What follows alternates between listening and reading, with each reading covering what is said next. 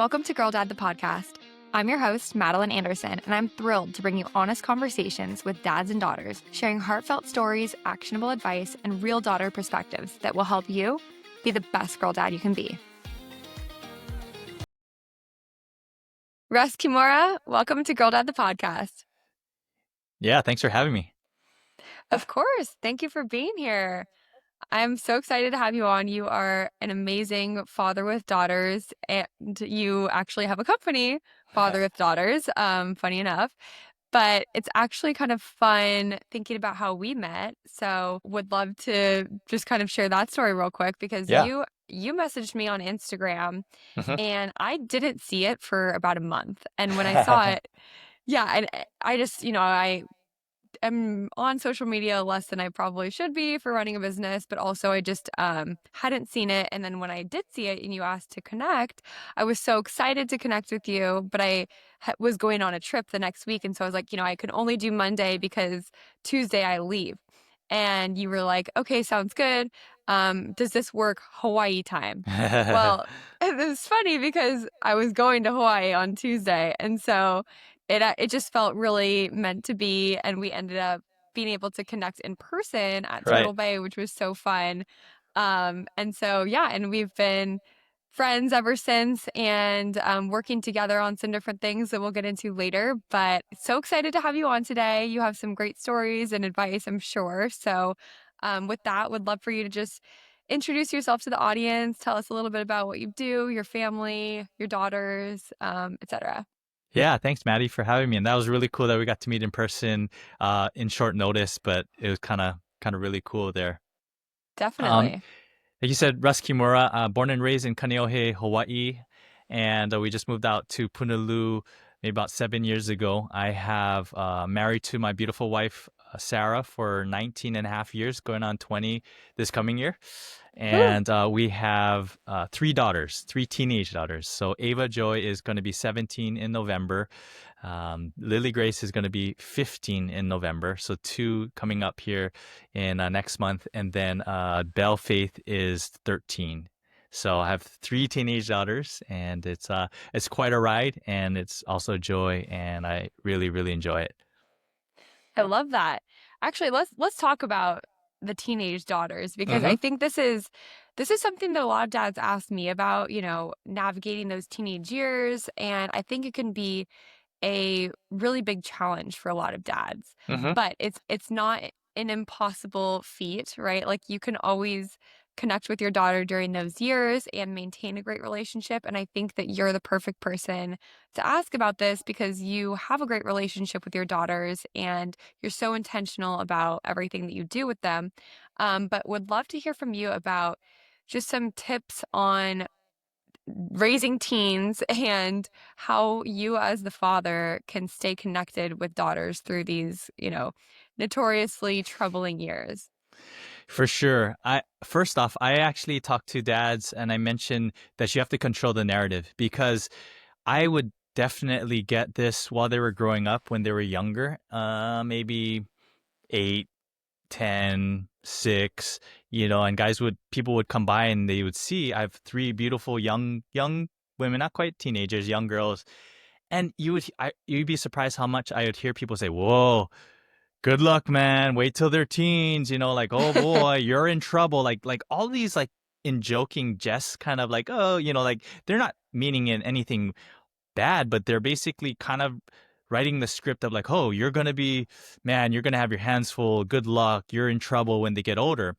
And I remember I didn't want to be rude because I know they're just joking, but at the same time, I would just kind of smile and politely like, and then after they would leave, I would address my girls and say, hey, that the way dad thinks, I'm not thinking this. Like, I'm not worried about you getting older and I'm going to be in trouble or something. I believe that we're going to have a really good relationship. So I'm not worried about that season. But, people just like to joke and talk about how, oh man, you have teenage girls. So like, I try to get ahead of it before it even happened because if they think, oh, what does that mean? Maybe I need to be trouble when I'm a Right. teenager, or maybe we're meant to we're teenagers. There's going to be all this distance. Then maybe you almost like self prophesy, or people are prophesying into like this is how your relationship is going to be. And I kind of was very intentional, saying no, no, no, that doesn't have to be our narrative. Like just because maybe a lot of people feel like that's a very troubling time, which it can be. I mean, I'm not saying it's not without challenges with my teenage Mhm. girls, but I think even early on, I would say, like, I encourage dads, like, control the narrative. You don't have to be a jerk. Like, no, we're not going to be in trouble. Like, you don't have to do that. Like, you don't have to, like, because people are just joking about those kind of things. But if it got too much, I kind of say, no, no, we're good. Like, our girls are solid or something. I would try to, like, Mhm. control the narrative so then it didn't feel like we were projecting into the future this doom and gloom of when they're teenagers, or, oh, when they get older, good luck, or get the shotgun ready, or all those kind of things that they talk about.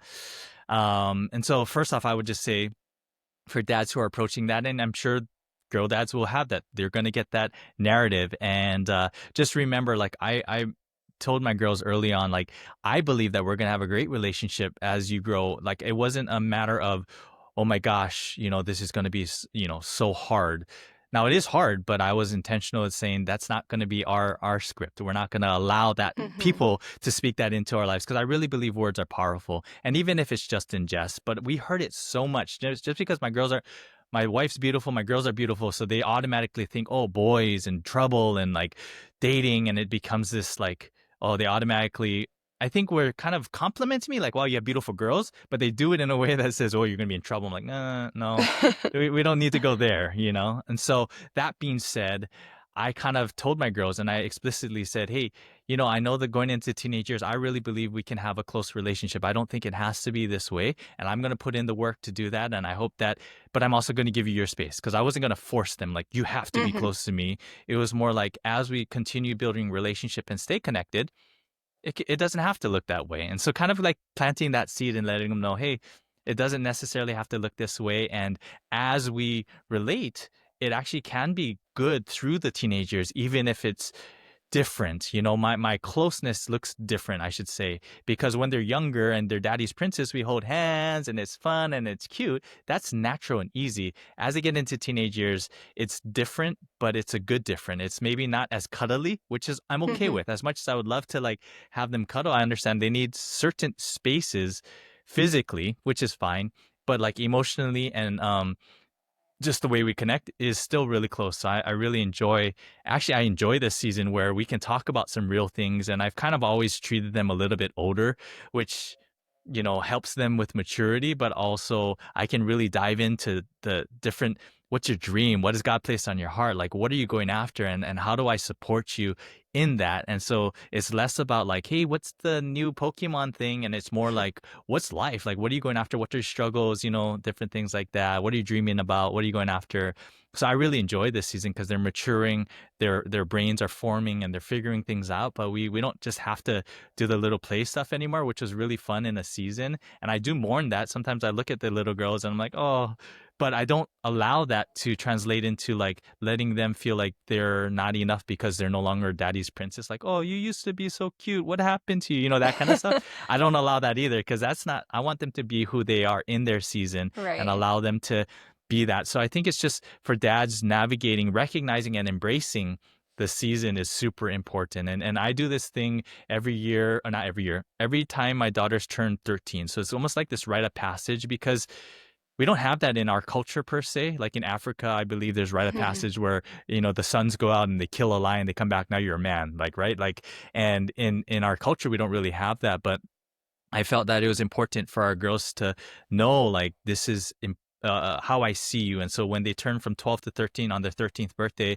starting with my oldest, I said, hey, go pick a place, and I'm going to take you to a fancy restaurant. You're going to get dressed up. Dad's going to get dressed up. We're going to go on, like, this fancy date. And this is kind of your rite of passage where you're a young woman now. And so I took my oldest to Hai's Steakhouse, and we did the whole thing, and then it became tradition. My 15-year-old or 13-year-old at the time, she was like, I want to go to 53 by the Sea. So we went to this nice, elegant restaurant there. And then, so leading up to my youngest, she was like, Dad, where are we going? She already expected and she knew, like, this is Mhm. going to be her time. But it's kind of like, yeah, we're going to take you out to special, fancy, something that you pick, that, this is how a man treats you. This is what a date can look like. This is how, whatever. And they understand that there are these little rites of passage where you're no longer little young lady, you're young woman now, and that's going to treat you that way and show you what that looks like. So I gave a long answer to the fact that teenage years don't have to be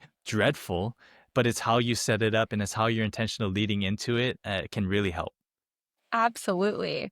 Russ, that was such a great answer, and there's so much gold there.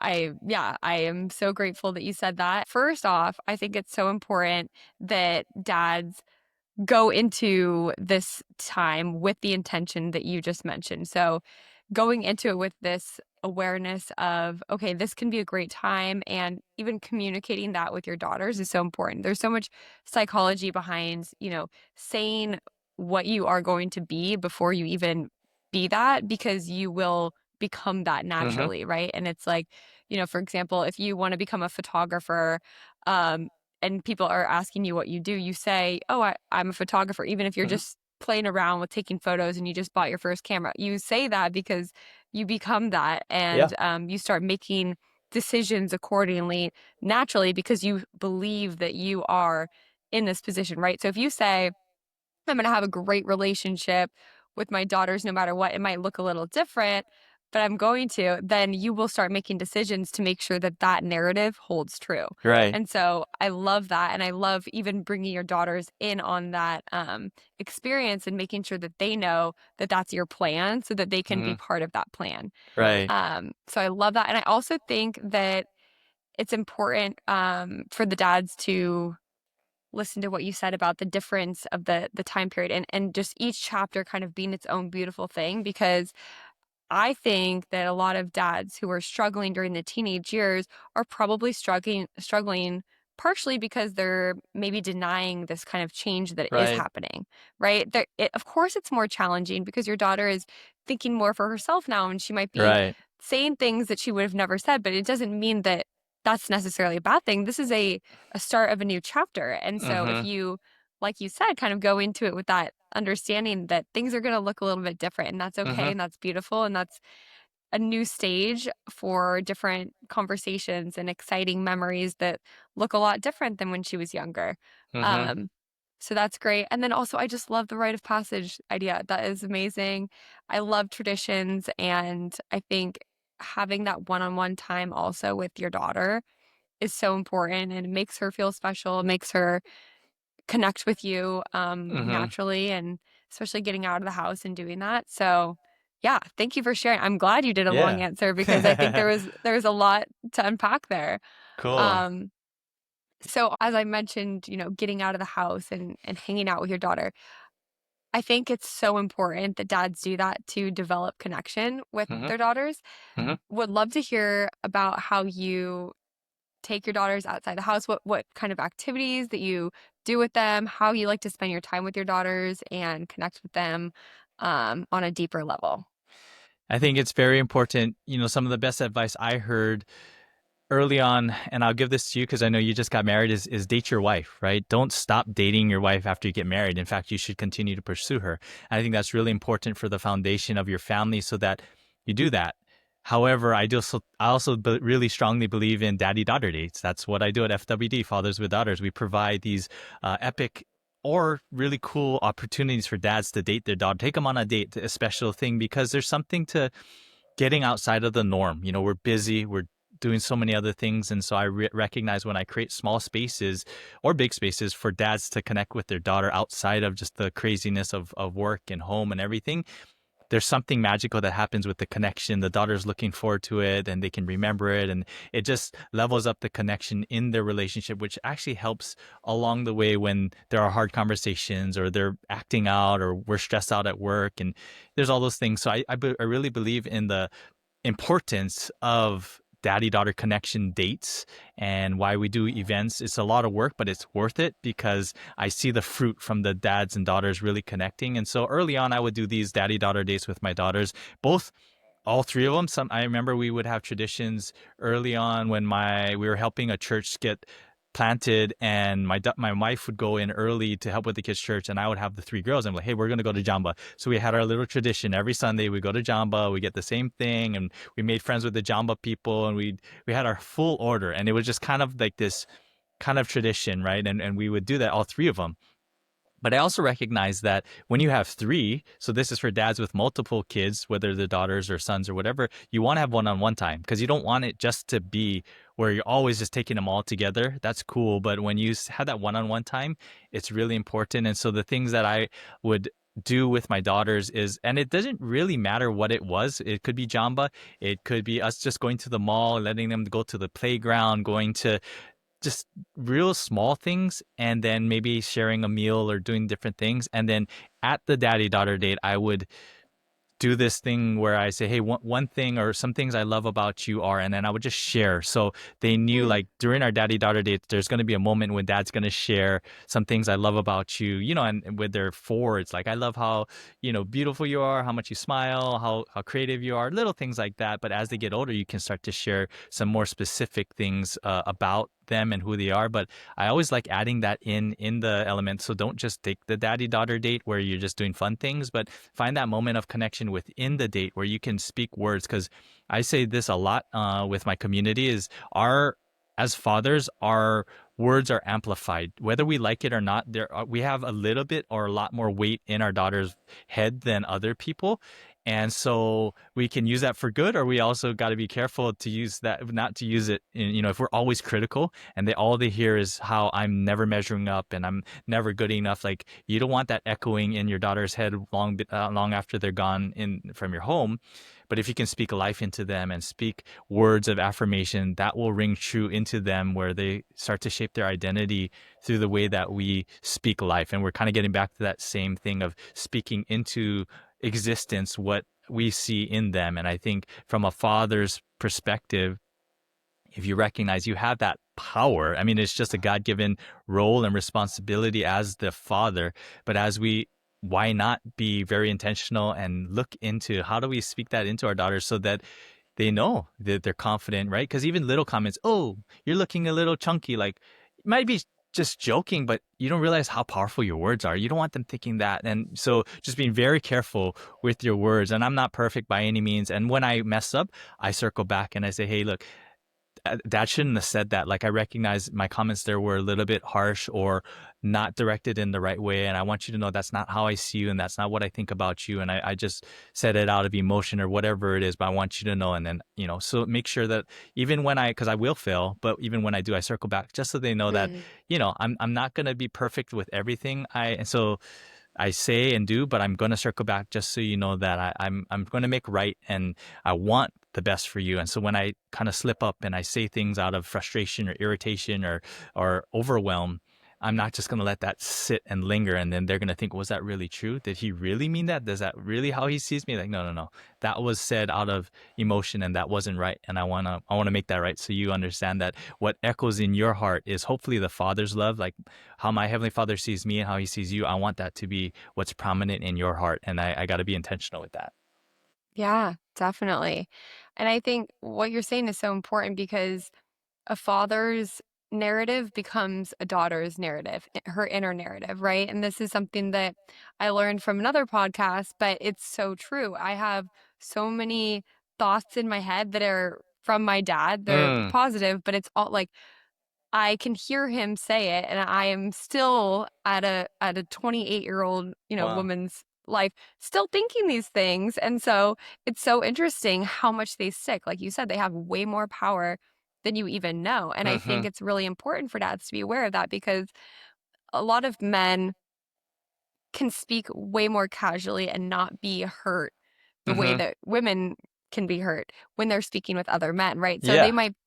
they might be talking with their friends and they can be like rough with one Yep. another, but just being extra aware that, hey, what you say to your friends versus, and I think it's obvious, like you shouldn't say the same thing to your friends, to your Right. daughter, but just so that they know that women can feel things so much heavier.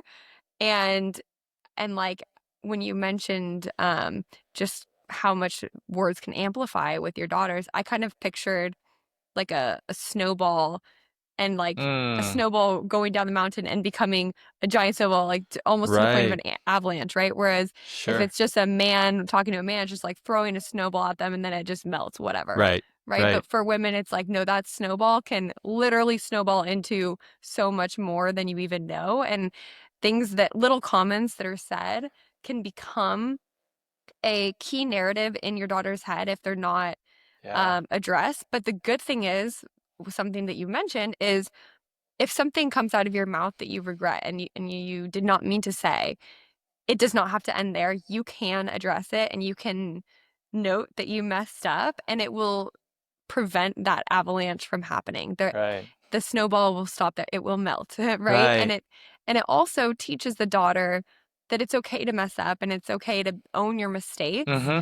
And it actually creates a space of openness, honesty, vulnerability, and I think that's so important, because if you don't have that, then you have a sense of perfectionism and you can't mess up and you have to keep your thoughts inside, Mm-hmm. and like hold regret and all these Right. things, right? And I think being able to apologize and reflect with your daughter and say, hey, I didn't mean to say that like that. It came out the wrong way.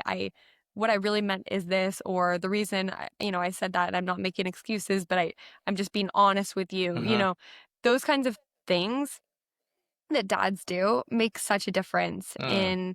in how the woman, or how the young girl becomes a woman, how she learns to communicate and think. So great job.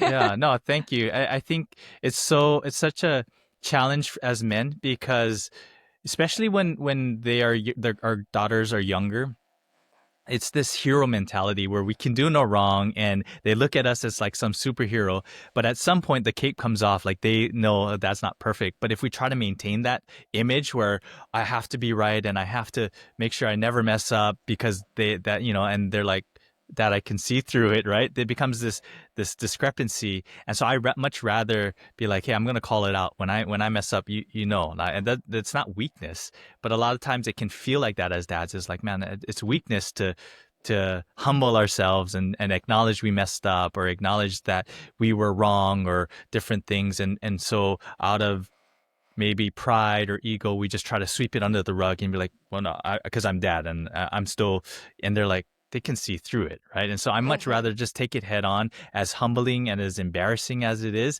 I know that goes much further than sweeping it all under the rug. And they're like, okay, so this is how we handle tough emotional things, where we're embarrassed, or we just sweep it under the rug and hopefully it goes away and we don't have to deal with our stuff. And then maybe that teaches them, oh, that's what I do when I'm dealing with the tough emotion. I just sweep it under the rug and then hopefully it'll go away.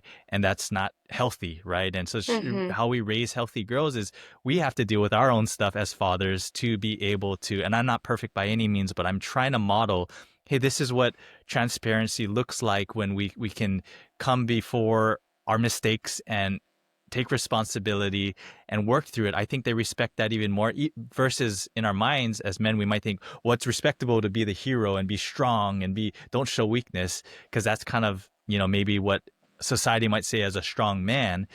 I think we can, again, rewrite that narrative a little bit to the girls, our daughters, and say, well, actually, strength can also look like humility and taking responsibility and not excusing our actions, right? The worst thing you can do is like, well, it's not my fault. It's because of this, and then Right. blaming other things, but really owning it, but not being this weakling of like, oh, dad's so horrible and I'm so sorry. Like, it's not. I'm not also getting down on myself. I'm acknowledging what it is and allowing them to embrace healthy processing of tough emotions, I think, is what it is. And that's something that I think about, is like that dichotomy of, I want to be tough and the hero, but how do I also humble myself and recognize that I'm not perfect?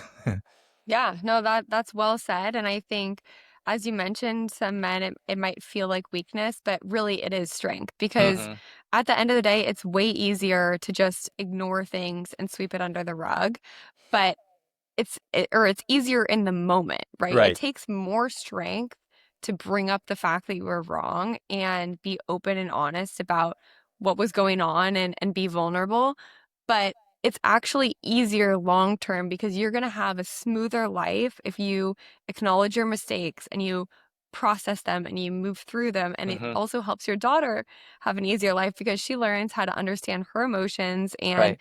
when to apologize when necessary, and to explain things. I think when a dad can explain why he did something, or even why they're making a decision to tell their daughter no, it's so healthy, because like you said, there's this sometimes there's this feeling that men are the strength in the family, and they're like, no, because I said so, because I'm Right. dad, and I'm the hero and I'm the strong one, and I'm like, you do what I say, basically, Mm-hmm. right?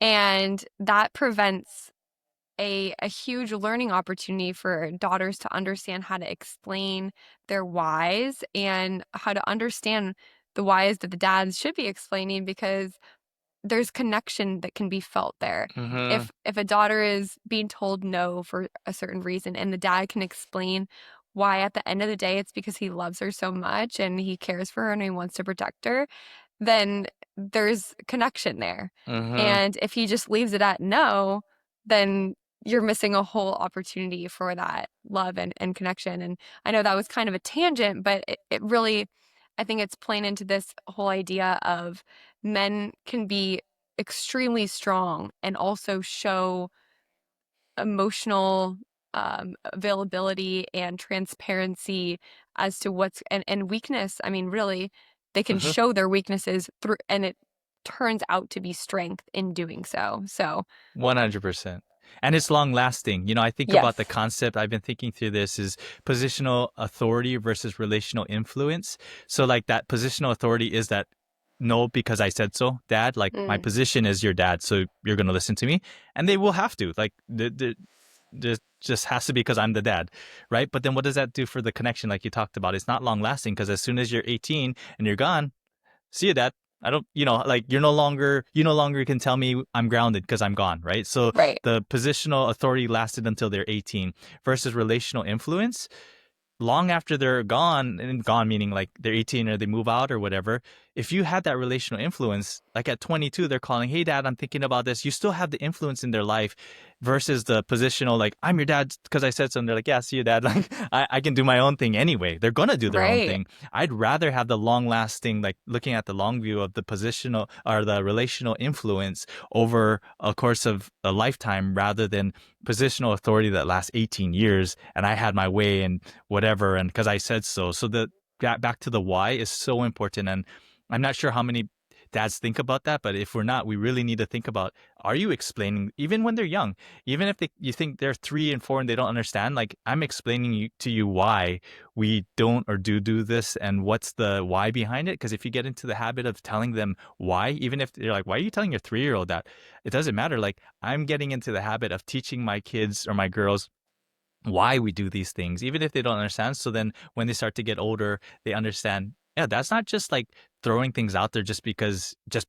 Like, that's the worst, Right. just because I said so. Here's the why. And you may not agree with the why, but at least you understand that this wasn't made just because I want to have authority over you. It is because I love you, or because I believe this might be best for you, or whatever it is. And you may disagree, but there's a why, and I'm going to stick by this. So then it maybe in the moment feels still heavy handed. We're like, I want to do what I want to do. But hopefully in time they reflect and like, wow, because you heard that. Wow, looking back, I can see why now my dad or why I did this, because they explained it, they understood it was, they were for me, even though in the moment it didn't feel that way. But I love that idea of positional authority is short lasting. It doesn't last very long. Relational influence has a lot more length because there's that relational tie and connection. So it all goes back to connection as well, like you said.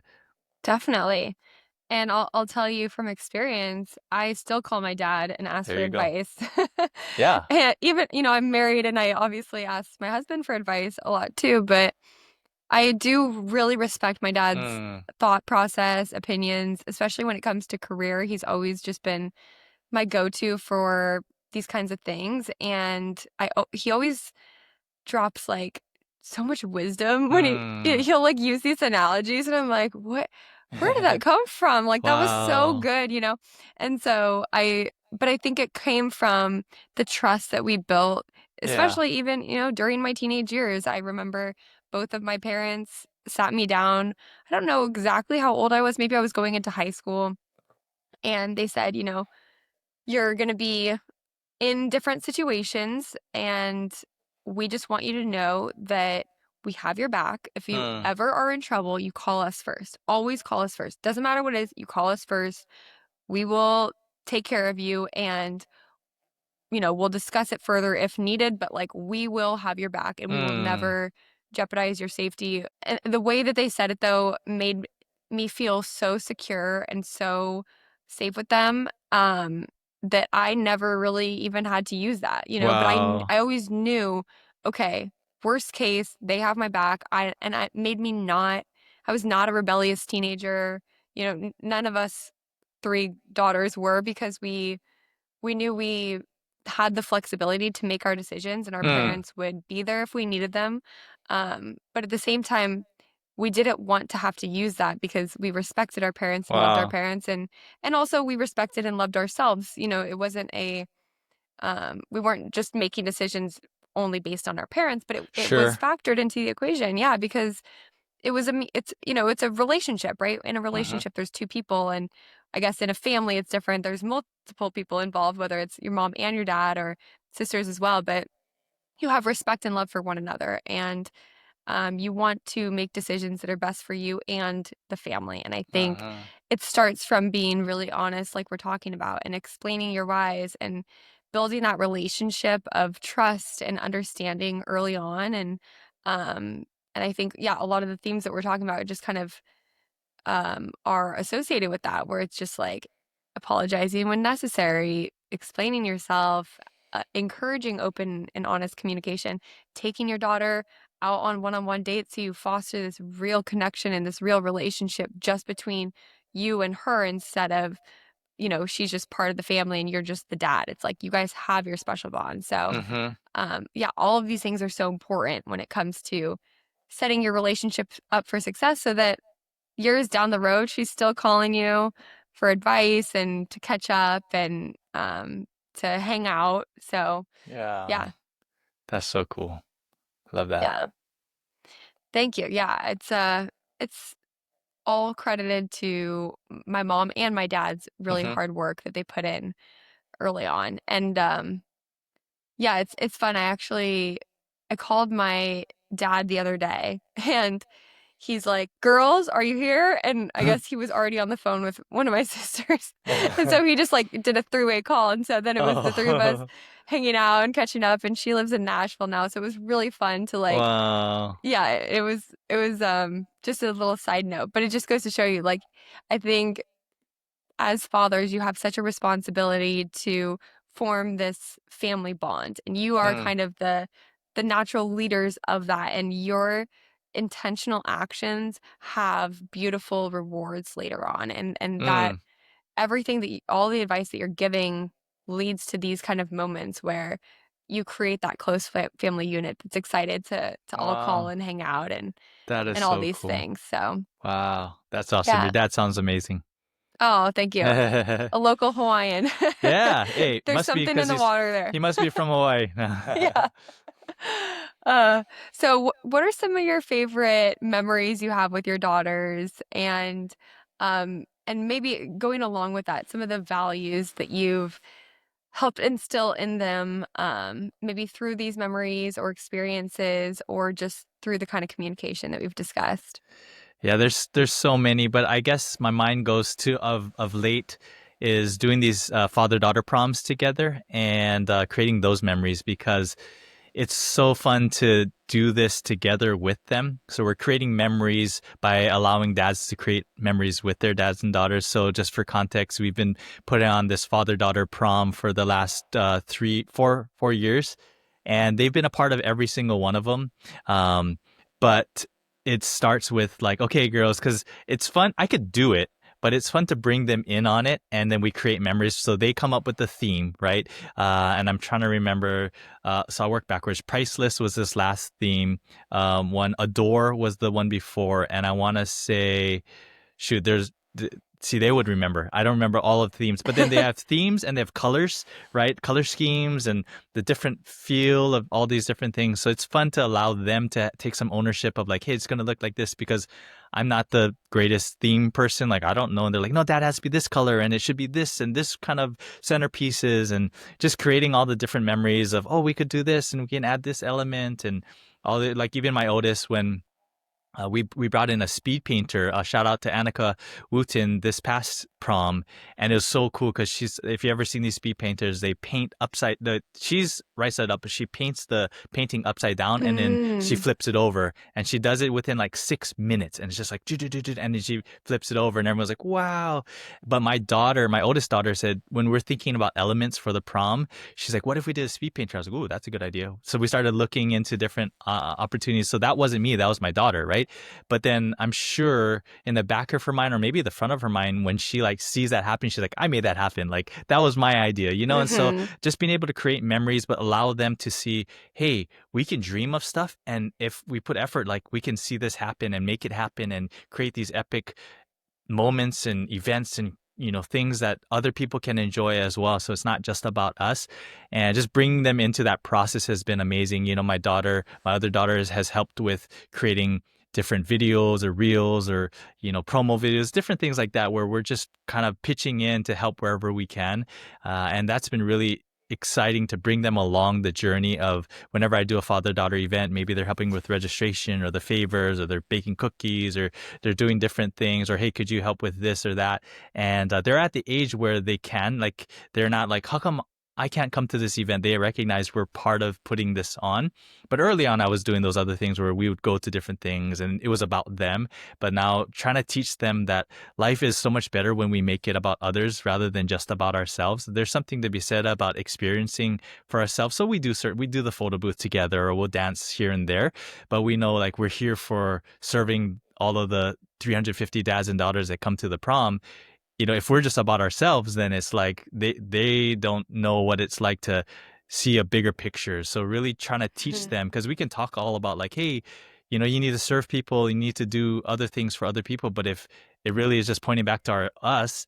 But when we do something big outside of ourselves, they can learn, wow, we actually get so blessed by giving to others and putting things on for other people. In return, we get filled, our cup gets filled, even though like we actually did it for other people. And so creating memories to help others create memories is kind of a unique thing with fathers with daughters, but it's been a really cool process of seeing them kind of get excited. And I kind of leave it open to them. Like, if you don't want to, no problem. Like, I'm not going to force you. But as we do these things, they seem to get excited about the different elements, or we could do this, or so we're already planning for 2026 prom, and I think that one might be beloved and like a butterfly theme. I mean, that's just kind of the preliminary things, but it's like stuff like that where we're and then they're coming to me, hey dad, we should start thinking about this, or we should be doing this. I'm like, yeah, I love that. We're partnering together to create memories.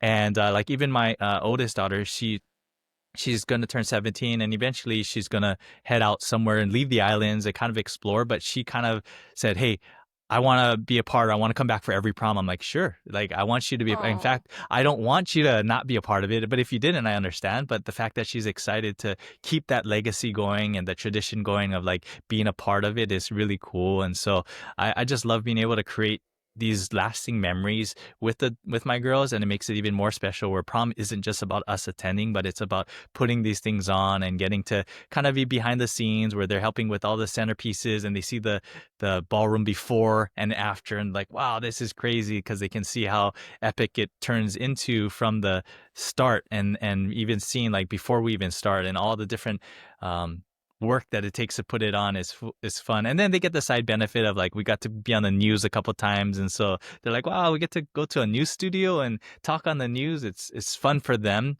creating those memories, and then just finding different ways for them to have, I guess, elevated experiences while we're giving back to people. Is kind of a cool thing that God kind of placed on our lap. So I think as far as creating memories, like, we'll definitely remember these things. Remember when we did Hmm. that prom, and remember when we did that event, and they can think back and like, yeah, that was pretty cool, you know?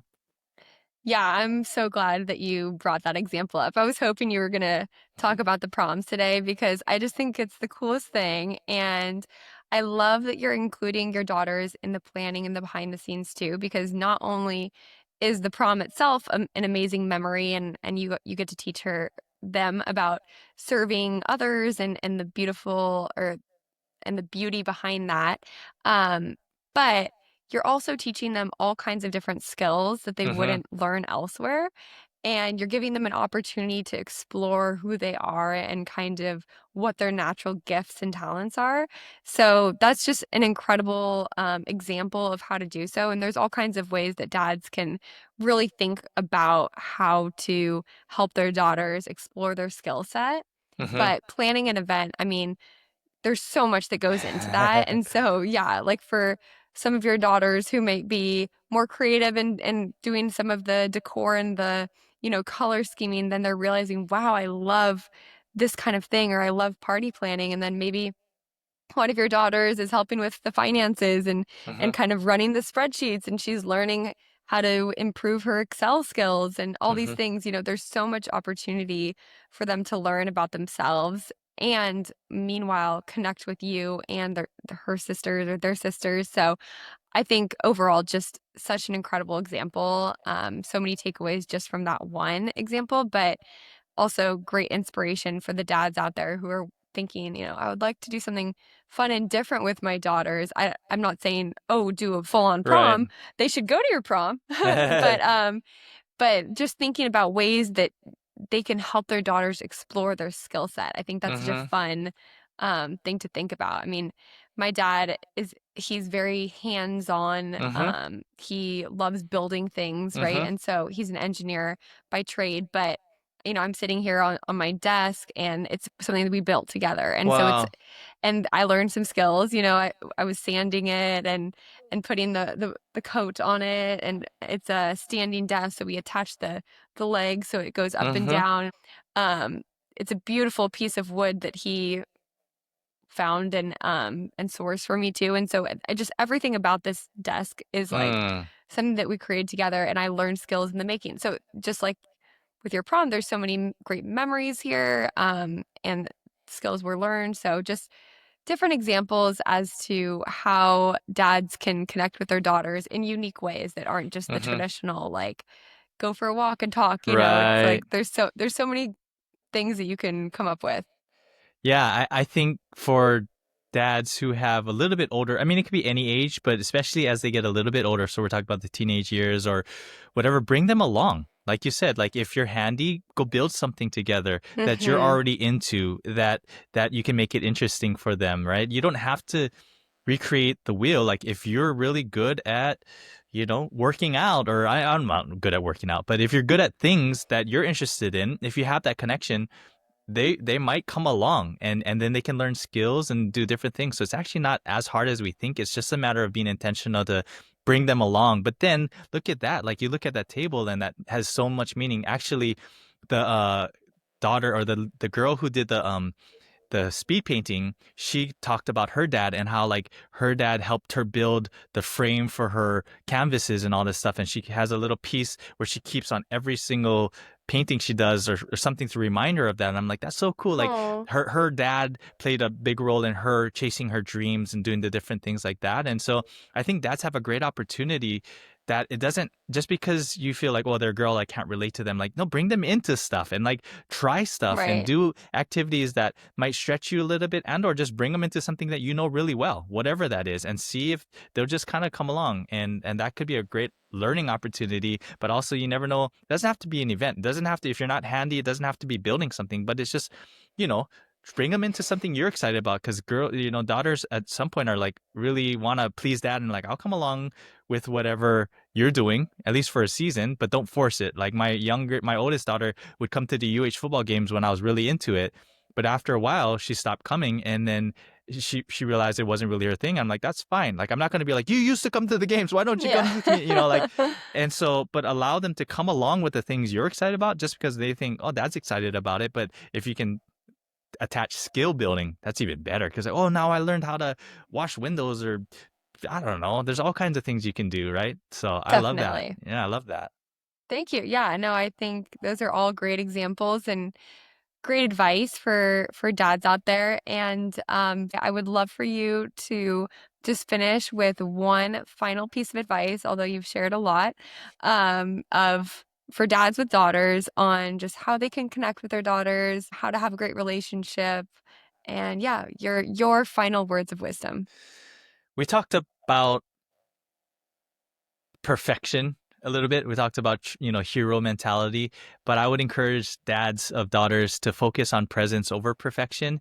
And that's really what matters, is being present with your daughters. And it doesn't have to be, presence doesn't necessarily equate to lots of time. I mean, that can be, but you can be present in the moment, be where your feet are. And I really believe actually presence stems from your identity.